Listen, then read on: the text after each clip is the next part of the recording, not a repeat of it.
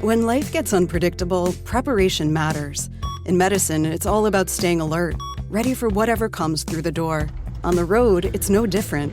That's why Volvo designs vehicles to help anticipate risk, reduce harm, and protect lives. The Volvo XC90's advanced safety systems inspire confident decisions wherever the road takes you. The Volvo XC90, for life. Proud sponsor of the Pit Podcast. Learn more at volvocars.ca/safety. All right, we are back. I'm excited. In the studio with us is Maripier Morin. And Maripier, you know, This is going to happen. This is an English radio station. Yeah. And I know, listen, if you listen to CJD, we've heard your voice because you're the voice of Buick in Quebec, right? So we've heard your voice on the ads, but we do get, this is Anglo-Quebec. Yeah. I get the question. Who the hell is she? Who the heck? There was no heck. There was just who is, right? We'll just put it that way. Maripier Morin, thanks for coming on the show. Thanks for having me. I'm going to kick things off with answering that question, but I want to ask it in this way. You're at an airport. You have a layover. You got screwed over with your flight. You got a 4-hour layover in Minneapolis. Typical me. You go, you're like, oh, geez, what am I going to do for 4 hours? You end up at the bar there, and the person next to you at the bar, you strike up a conversation. The person inevitably will ask you, hey, what do you do? Oh, that's a tough question. How do you answer? Well, often when I'm on a trip somewhere far, when people ask that question, I'm going to start lying. Oh, really? Oh, yeah. Because you don't want to get into the details? I find it fun. I find it so entertaining to create that different life for myself. Okay, so it's just like a little fantasy thing. I'm a spy. Yeah, no, I'm like a researcher. Like crazy things. And then at some point they're like, she's totally bullshit me. But it's I don't really know what to answer actually. Maripier, we have to teach you something here about English media. Okay? I hope you didn't dump that. We keep it because it's real. Okay. But in English media, we got the looks now because you said BS. You said it. Oh, See, I'm sorry. English, it's so weird, huh? I understand, by the way, because I listen to French radio, and the stuff they get away with. Oh yeah, it's crazy. Is insane. Oh, I'm sorry. I said a bad word. No, it's okay. She's gonna start beeping me now.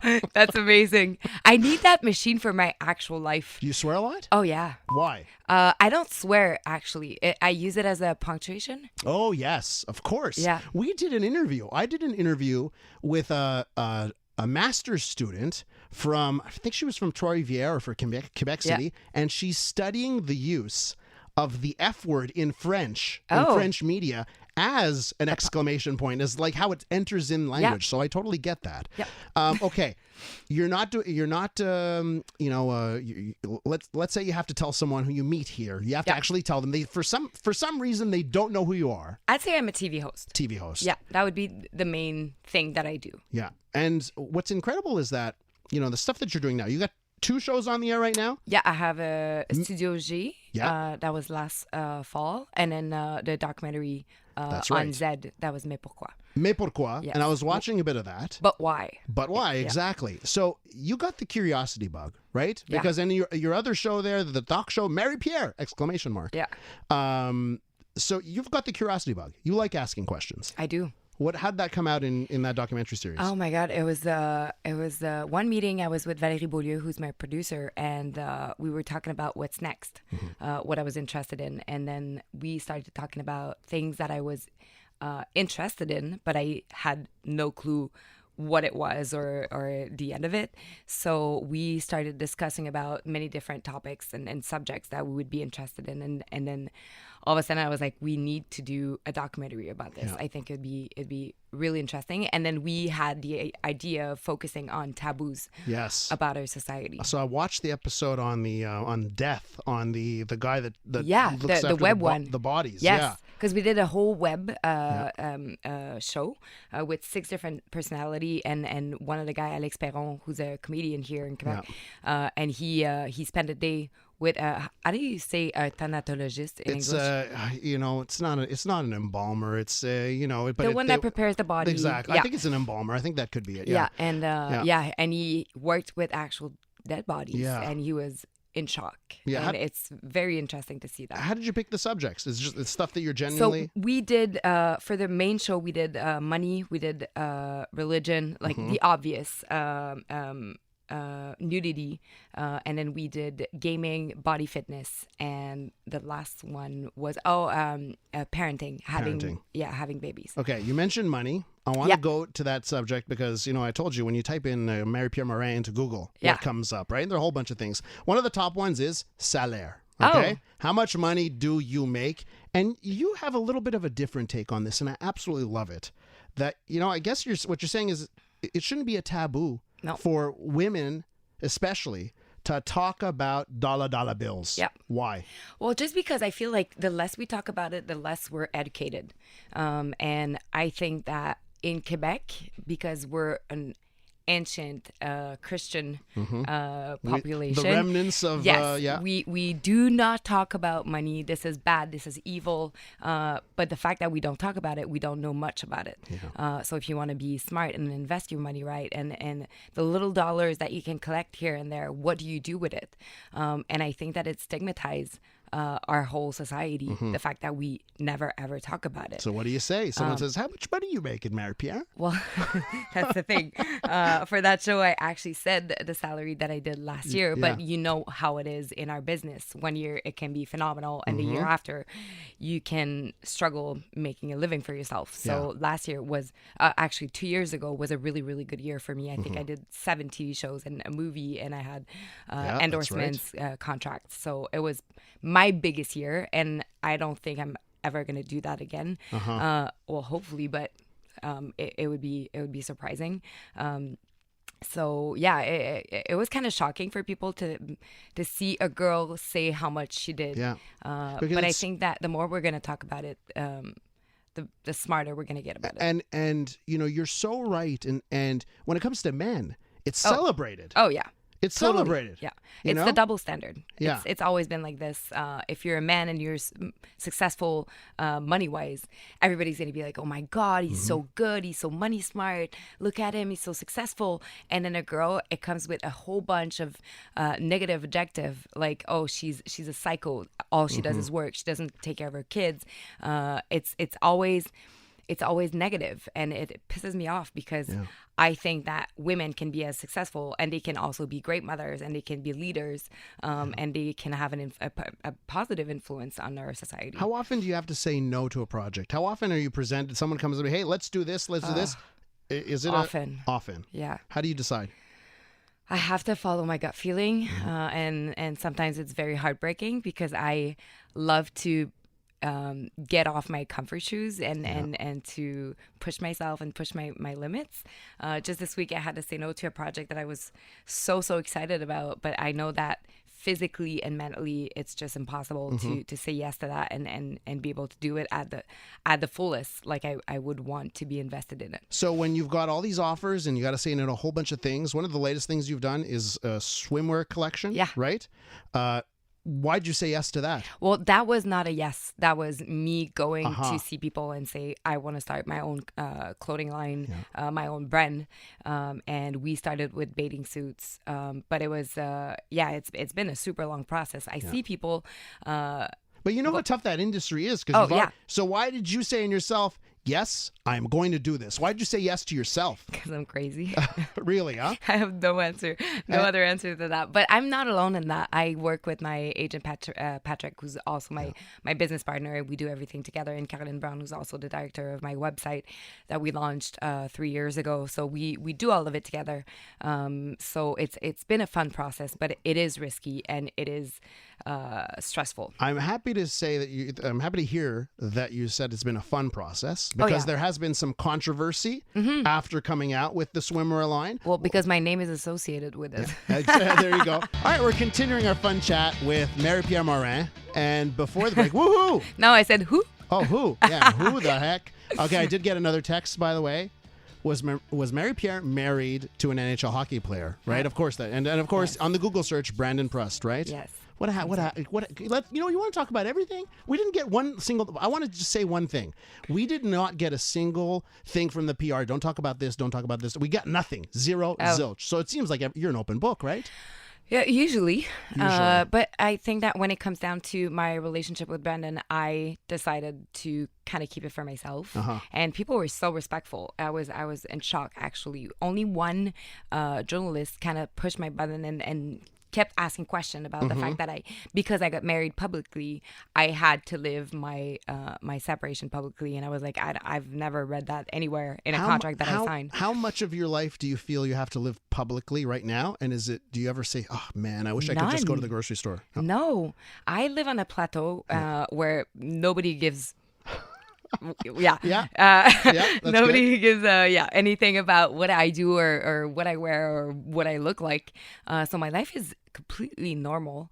And it's a thing in Quebec that we're very lucky with, is that we don't live in a star system where there's paparazzis or the people are crazy about their stars.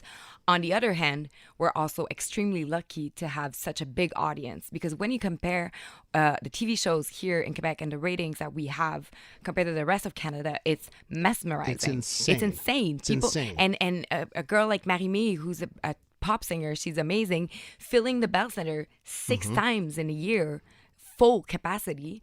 That's incredible. You don't see that anywhere on the planet. It's very unique. I have to ask you something. Is there something because you've done, like, when I'm researching, I'm like, oh my god, and you start off with occupation double, right, which is the number one thing when you type in Maripier Morin. It's OD. Which is the abbreviation, right? It's been 15 years. It's been 15 years. So you start reality TV, and then you've done this, and you've become a really successful TV host and fashion and everything, and movies and that kind of stuff. Is there anything that you look back career-wise and you say, I regret doing this? Oh my God. No, I don't think so. Nothing. Hockey wives. You're like, fantastic. Love it. No, it was fun. I did it for 3 years, and it got me known in the rest of Canada, because it's the two great solitude.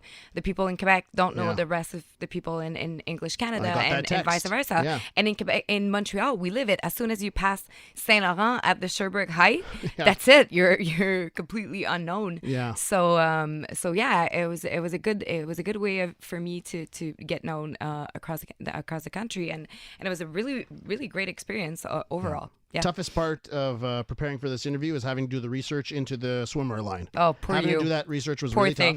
So I pulled it up on Instagram, right? If you go to Maripier Morin on Instagram, and you've got Aux Normes, right? That's the name. Aux Normes officiel. Yeah. So tell me what the name means and what you were trying to, because it is a little bit different from a typical swimwear line, what you were trying to accomplish. Yeah.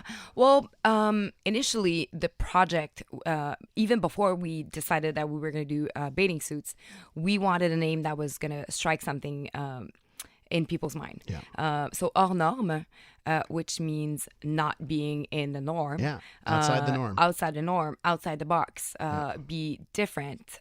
We wanted it to be a message. And it's not only body-wise, and this is where the controversy came in, because people were like, oh, you do bathing suits from extra small to extra large, and you call your brand hors norme. But being hors norme is not a body type. It's a way of living. It's a spirit. It's a mindset. You want to be different, and you want to be applauded because of your difference. And this is what I've been doing my entire career and my entire life. I never wanted to be put in a box and be compared to someone else. So be the leader of your own life. And push all the limits that sometimes the society are trying to push on you. And obviously, there's this whole question, not a question, but this whole thing about body empowerment and body positivity that I completely endorse. And this is why we did the photo shoot with different body types and different ethnies. Yeah. So I see the photo shoot, and I see, well, look at this. She's actually trying to put people that you generally don't see in advertising, particularly for swimwear, out there. Yeah. And then the reaction is, oh, but you don't have double XL. How dare you? Like, when you wake up or you're starting to hear from your PR people, like, oh God, Maripier, this is happening. What's your reaction? Like, I get extremely mad. Yeah. I get extremely mad for one reason in particular, is that we shot 3 different models. Annie, who's she's a musician, she's incredible. There was Desiree, who's a plus size model, and Charlie, who's an Asian model, and she's very petite.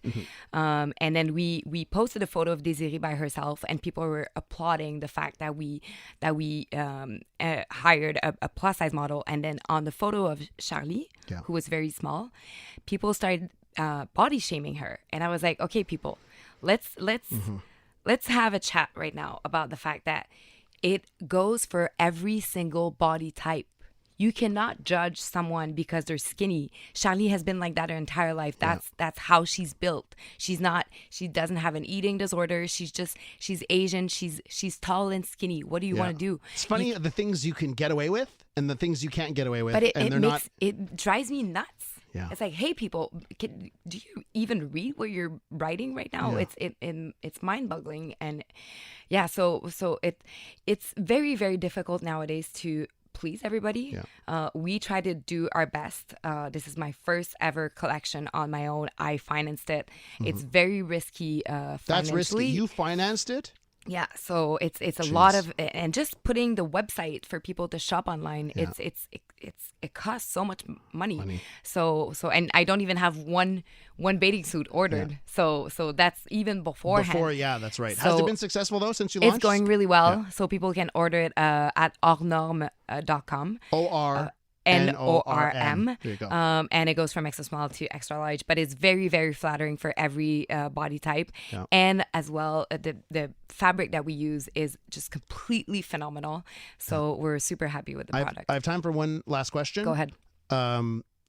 Canadian domination, world domination. What is what's the plan? Is it Maripier, that word known? No, but the reason why we started hors norme is to difference my name from the brand. Gotcha. So that was the whole idea behind it. I guess you could have named it after yourself. Yeah, right? but we wanted a different name. But no, I always hope for the same thing, as just for things to keep going. That's my biggest wish. Thank you for coming into the studio today. I really appreciate it. A lot of fun. And now you know, by the way, for those of you on the text line, Maripier Morin, TV host. Yes. We'll leave it at that. And everything else. Thanks so much. Thanks. What a great week we had here on the program. Today's program was produced by Alex Robertson. Whoop, whoop. Thanks, Alex. Great job. Technical mastermind and master control is Jay Farrar. What happened with the bleep, by the way? Did that get on air, by the way, the word? Got on air, huh? Fantastic. Love it. Send your complaints to the CRTC.